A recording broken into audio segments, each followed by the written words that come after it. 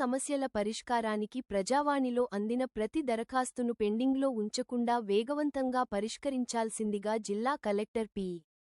ప్రావీణ్య అధికారులకు సూచించారు. సోమవారం కలెక్టరేట్ సమావేశ మందిరంలో నిర్వహించిన ప్రజావాణి కార్యక్రమంలో అదనపు collector Pandu, sub collector Uma హారతి కలిసి వివిధ ప్రాంతాల నుంచి వచ్చిన ప్రజల నుంచి వివిధ శాఖలకు సంబంధించిన 49 దరఖాస్తులను స్వీకరించారు.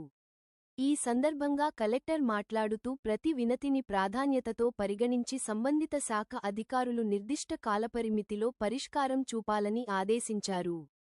ప్రజలకు పారదర్శకంగా, జవాబుదారీతనంతో సేవలు అందించడం ప్రభుత్వ ముఖ్య ఉద్దేశమని పేర్కొన్నారు.